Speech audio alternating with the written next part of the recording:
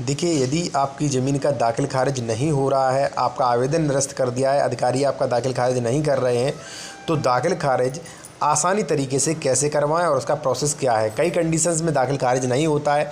जैसे मान लीजिए आपके पिताजी या दादाजी ने कोई संपत्ति ली थी 50-60 साल पहले, उसका दाखिल खारिज नहीं करवा पाया है, तो अब दाखिल खारिज कैसे होगा। या मान लीजिए आपने 50 साल पहले 40-50 साल पहले कोई ज़मीन ली थी, उसका दाखिल खारिज नहीं हो रहा है, तो कैसे करवाएं। यदि दाखिल खारिज आवेदन निरस्त कर दिया है तो कैसे होगा। यदि कोई डॉक्यूमेंट्स नहीं है ज़मीन की तो दाखिल खारिज कैसे होगा और क्या प्रोसेस है इसका। इससे पहले आपसे कहूँगा कि यदि आपका प्रॉपर्टी से संबंधित कोई भी डाउट है, ज़मीन से संबंधित कोई भी डाउट या कोई भी सलाह लेना चाहते हैं या ज़मीन खरीदना चाहते हैं, कौन कौन से डॉक्यूमेंट्स देखने चाहिए, तो इन सभी प्रकार की समस्याओं के लिए आप जो है व्हाट्सएप पर कांटेक्ट कर सकते हैं। कॉन्टैक्ट नंबर जो है वीडियो की डिस्क्रिप्शन में हमने दे रखा है। आते हैं अपने टॉपिक पर।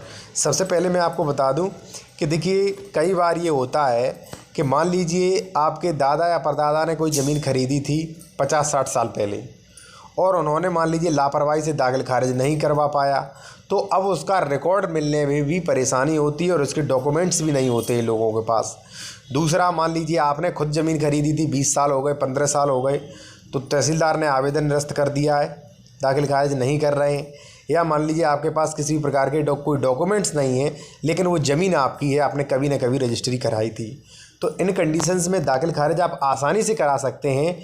तो आपको धारा 34-35 में आवेदन नहीं करना चाहिए। पहले आपको ट्राई करना चाहिए साधारण तरीके से। जो धारा 34 और 35 है उसमें आपको ट्राई करना चाहिए दाखिल खारिज के लिए। यदि तहसीलदार या मान लीजिए जो भी अधिकारी हैं वो ज़मीन का दाखिल खारिज नहीं कर रहे हैं तो कोई भी दिक्कत नहीं। धारा 34-35 देख लेने के बाद आपको धारा 144, जिसे 229B भी पहले कहते थे, उसमें आपको आवेदन करना चाहिए, जिसमें कोई भी खातेदार जो ये कहता है कि ये ज़मीन हमारी है, इस पे वो उपयोग में लेता है, उस पे अधिकार हैं, या उसके बाबा परदादा ने कभी खरीदी थी यानी कि उसके अधिकारों में है, तो वह ऐसी ज़मीन के लिए अपने अधिकारों के लिए घोषणात्मक वाद ला सकता है, जिसमें पक्षकार राज्य सरकार और ग्राम सभा बनाई जाएंगी। ठीक है। तो यदि आपका दाखिल खारिज नहीं हो रहा है, देखिए कई कंडीशंस होती हैं। जैसे मान लीजिए आपके यहाँ चकबंदी 6 हो गई है, ठीक है, तो भी वहाँ पे दाखिल खारिज 229B में हो जाएगा। कई बार नहीं करते, कोई डॉक्यूमेंट्स नहीं है, या मान लीजिए 50-60 साल पुरानी ज़मीन है लेकिन है आपकी, ठीक है, तो इन सभी प्रकार के दाखिल खारिज जो है वो आप करवा सकते हैं। यहाँ तक कि जिस ज़मीन पर आपका अधिकार है, वर्षों से अधिकार है और निर्विवादित ज़मीन है, तो उस ज़मीन को भी आप अपने नाम दाखिल खारिज आसानी से करवा सकते हैं। इसके लिए आपको धारा 144 यानी कि 229B में कार्रवाई करनी पड़ेगी।